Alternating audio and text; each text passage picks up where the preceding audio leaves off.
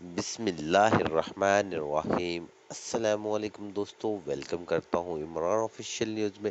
سعودی عرب سے نئی اپڈیٹ آ گئی۔ انٹرنیشنل فلائٹ کے حوالے سے جنرل بلال اکبر کی طرف سے گرین سگنل ملا، جس میں جو کل میٹنگ ہوئی تھی اس میں جو اہم فیصلے ہوئے تھے، تو جنرل بلال اکبر کی طرف سے ایک دوست نے جنرل بلال اکبر کو میٹنگ کے دوران ٹویٹ میں کیا، اور جنرل بلال اکبر نے اس کو بیک ٹویٹ کیا۔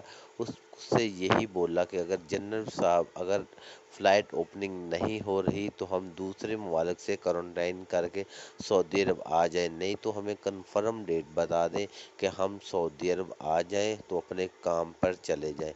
تو جنرل بلال اکبر کی طرف سے ایک پیارا سا ٹویٹ کیا گیا، جس میں گرین سگنل دیا کہ فلائٹ کب کھلیں گی۔ تو میرا ویڈیو شروع کرنے سے پہلے آپ لوگوں سے گزارش کی جاتی ہے چینل کو سبسکرائب، بیل آئیکن کو دبائیں تاکہ اس طرح کی تمام ویڈیو آپ تک پہنچتی رہے، اور ایک ساتھ میں پیارا سا لائک اور زیادہ سے زیادہ شیئر کر دیا کرے کہ ہمیں حوصلہ افزائی ہو جائے۔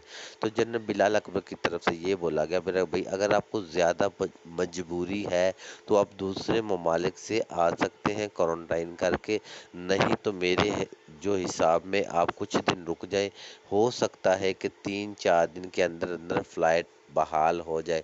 ہماری جو سعودی عرب سے بات چل رہی ہے، انشاءاللہ اس میں ہم کامیاب ہونے والے ہیں، تو جلد فلائٹ بحال ہو جائیں گی۔